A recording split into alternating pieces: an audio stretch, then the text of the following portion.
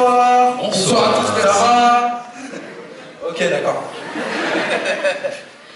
Bonsoir à vous, merci d'être avec nous ce soir pour ce Club 300 Suprême, pour cette super projection. Du coup, on va procéder à une petite session de questions-réponses, donc n'hésitez pas si vous avez des questions, levez la main, il y a des micros qui vont circuler parmi vous. Audrey, je voulais d'abord commencer par toi. Comment on en vient à faire un film sur Suprême, NTM, sur ce groupe, et sur la genèse du mouvement du hip-hop sur la scène musicale française, à travers le rap, le graphe, la danse, et à travers les débuts d'NTM. Bonsoir déjà, merci beaucoup d'être autant présent. En fait, ce film, vraiment ce film comme il est et ce qu'il propose est la résultante de deux envies. Il y a effectivement l'envie de raconter les débuts du mouvement hip-hop, comment ce mouvement qui a mis 10 ans pour arriver jusqu'à nous est arrivé en France, qu'est-ce que ça a impliqué culturellement, parce que c'était tout nouveau, les mecs ont récupéré un champ de patates, ils ont créé une autoroute en fait, il n'y avait pas de rap, il n'y avait pas tout ça, donc ils ont créé un langage, ils ont créé une façon d'être, de se comporter, etc. Donc ça m'interrogeait à la fois et culturellement et aussi d'un point de vue sociétal. Et en fait, NTM, parce que c'est le premier groupe qui a porté aussi loin le rap, c'est aussi un groupe, on a chacun son rapport aux choses. Moi, voilà, j'ai grandi en 93, c'est les premiers qui ont quand même mis le 93 sur une carte. On a parlé de nous pour une fois autrement que par des faits divers. C'était un peu, voilà, il n'y avait pas Mbappé, quoi. C'était des mecs qui nous ont montré un peu la voie pour sortir de nos tours et passer le périph', donc c'est important. Et aussi, ce groupe, dans son histoire, a un peu percuté la grande histoire du pays, puisqu'au moment où, voilà, comme vous l'avez vu dans le film, au moment où le rap sort de terre, la France se découvre une jeunesse des banlieues, il y a des vagues d'émeutes à répétition, c'est la première fois qu'il y en a autant, que c'est autant relayé à la télé. Et moi, j'avais envie, en interrogeant le passé, en regardant le passé, j'avais envie d'interroger notre présent, et c'est des choses qu'on connaît trop par cœur aujourd'hui, mais en fait la graine a été plantée il y a bien longtemps, et finalement, parler d'NTM, c'est parler de 40 années d'abandon des jeunes de quartier par les politiques, et c'est ça que j'avais aussi envie de raconter. Donc, voilà.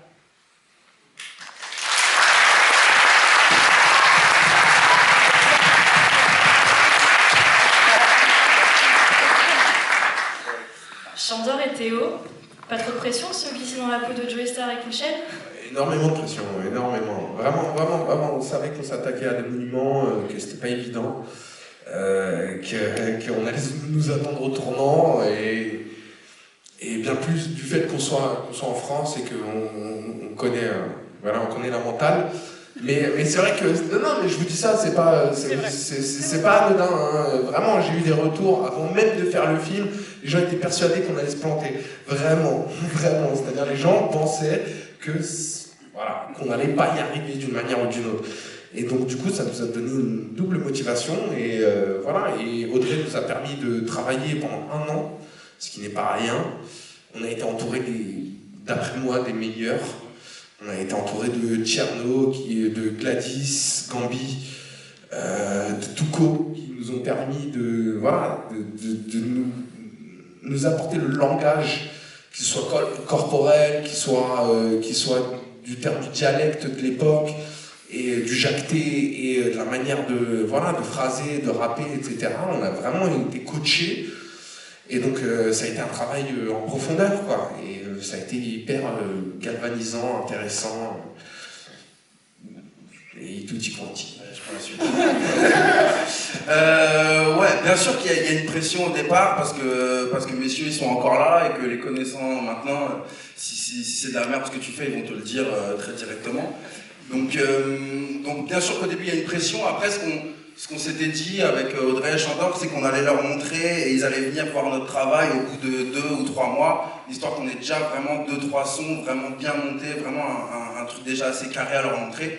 Et à partir de ce moment-là, à partir du moment où ils viennent et qu'ils valident le truc, qu'ils disent ouais les gars, vous êtes sur le bon chemin, et que juste c'est des petites histoires techniques, des petits trucs à peaufiner, à partir de ce moment-là, la pression elle devient plutôt une force et un truc qui te pousse parce que messieurs ils sont là, qui disent que c'est bon, qu'il faut y aller. Donc à partir de ce moment-là, on a tous les outils en main et voilà, on peut y aller à 200% quand même. Anouar, tu signes la musique du film. J'imagine que c'est un projet qui te tenait à cœur. Comment tu as travaillé, notamment sur les scènes de concert? Est-ce que tu as dû retravailler certains... Voilà. Oh putain. Oh. Ça a été très technique. Bon, bonsoir à tous. En tout cas, dans un premier temps, j'étais très content, dans un premier temps, d'avoir Didier, avec qui je travaille depuis plus de 20 ans, sur plusieurs projets. Et le jour où il me parle de ce projet de film, il faut savoir que dans la vraie vie, il y a eu énormément de demandes pour pouvoir faire en fait des biopics de NTM, et c'était très technique parce que les deux sont déjà dans un principe de faire quelque chose de vrai, quelque chose qui est unique. Et quand Audrey en a parlé à Didier il y a, je crois, 5 ans exactement, lui il m'en parle en fait de manière lambda, puisqu'on est sur des scènes relativement ensemble, et puis derrière il nous dit je crois qu'il y a quelqu'un qui a trouvé en fait la technique de pouvoir faire un film vrai qui nous représente, parce que l'œil féminin peut-être était important, mais surtout la manière dont c'était acté. Moi j'ai dit ok, ouais, vas-y, y a pas de souci. 2 ans après il me rappelle, il me dit ouais, vas-y, tu sais quoi, viens. Enfin, on tournait quand même relativement souvent ensemble, et quand il me rappelle pour me dire un truc important, il me dit je crois que c'est bon.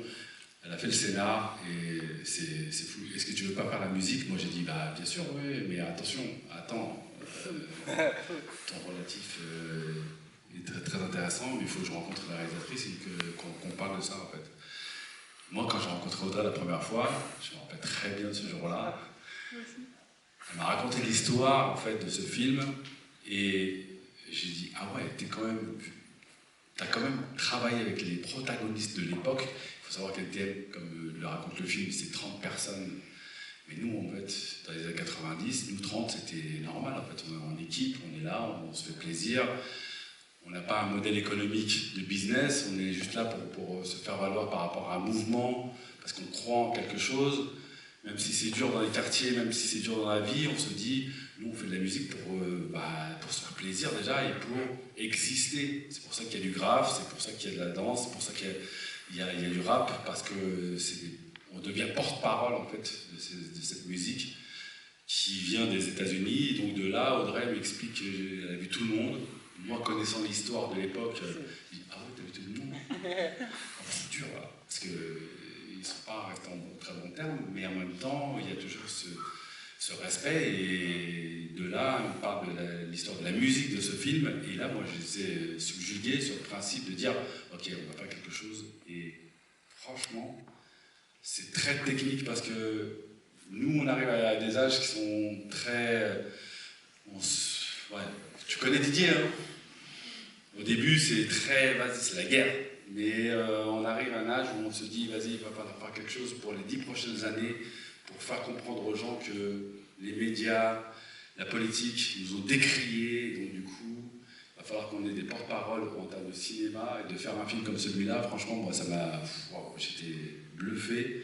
J'arrive en début de tournage, fin de scénario, fin de scénario, prépa, et musicalement, on s'est entendu avec Audrey, et moi, j'ai dit, franchement, vas-y, on y va. Elle a une vision, et moi-même j'ai cette vision-là. C'est pas mon premier film, mais c'est mon premier film qui m'interpelle vraiment. Waouh! Moi, je sais pas pour vous en tout cas, mais moi, la première fois que j'ai vu la première mouture, elle était compliquée. Le deuxième ours, il était tellement juste, parce que j'ai l'impression de voir un film des années 80, mais qui correspond tellement avec ce qu'on vit aujourd'hui en 2021. Je me dis, ah ouais, t'es arrivé à faire quelque chose. Moi-même, avant de faire la musique, j'ai fait, ah ouais, je parle beaucoup, je sais, mais franchement, moi-même, je suis tellement fan de la manière dont ça a été fait. Maintenant, ce jour, quand on a travaillé ensemble, il faut savoir que moi, Didier, Joey Star, je le peaufine depuis 20 ans. C'est la première fois que je le vois tous les jours au studio. Il n'a jamais été aussi consciencieux. Il n'a jamais été aussi consciencieux. Et il n'a jamais été aussi consciencieux sur le principe qu'en allant au tournage, moi j'ai découvert Sandor et Théo sur les prémices, c'est-à-dire avant tournage, et je voyais ces gars-là, je savais pas qui c'était, et on me dit ouais ils vont jouer tes couchettes et Joey Star, j'ai fait eux. Et là comme ça ressemble un peu, mais il fallait voir en fait à l'écran. Et je me rappelle être venu sur certaines dates, notamment Globo ou Confort Moderne.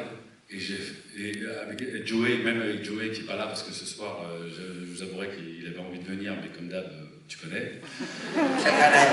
Tu connais. On a vu les premières scènes en tournage et on les a vues sur scène.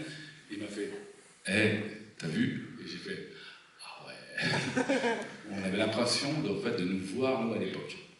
Donc du coup, en fait, c'était un moment très intéressant, très important, et donc du coup, on avait la musique du film, donc je ne peux parler pendant 4 heures. C'était charmé.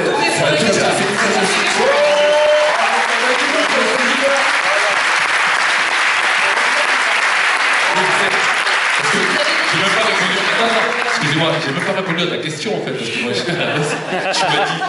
Mais t'as refait la musique d'NTM? Oui, c'est vrai qu'au départ, il y avait la stéréo de... Il faut savoir que Sony, ni DJS, ni Seb Farhan, ni personne n'ont les bandmasters du film, des morceaux. Et donc du coup, au départ, le challenge c'était de refaire les morceaux, parce que là on est en 5.1, parce qu'en stéréo ça peut donner quelque chose, mais en vrai, quand tu écoutes réellement, il faut refaire à l'identique en 2020, enfin 2019, des morceaux de 1990. Ah ok, d'accord. Mais moi, comme je suis de cette période-là, donc j'ai encore les machines de l'époque, et j'ai les samples, j'ai retrouvé des samples du Japon, je suis parti voir des mecs, je suis parti avec Boogeyman à un moment donné, quand vous êtes en banlieue dans 7-8, c'est un mec qui a fait du sax pour eux, qui n'avait pas déclaré, enfin bref, et donc du coup, j'ai retrouvé le mec, j'ai retrouvé des gars qui m'ont donné des samples, et j'ai fait ah ouais, tout ça. Et ça, c'était avant le tournage. Donc, du coup, tu imagines bien que c'était un travail de fourmi, et on a repris les machines de l'époque pour pouvoir faire.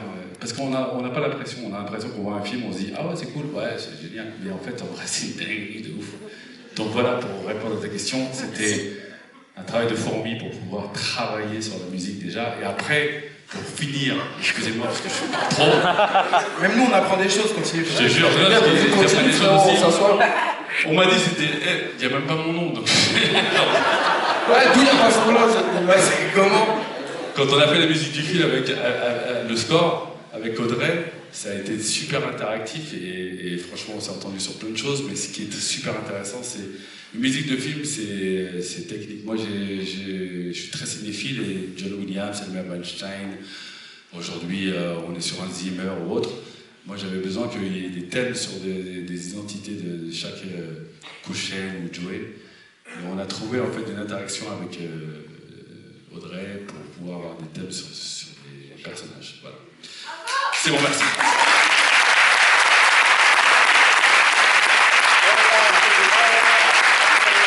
Je me pose plus de questions,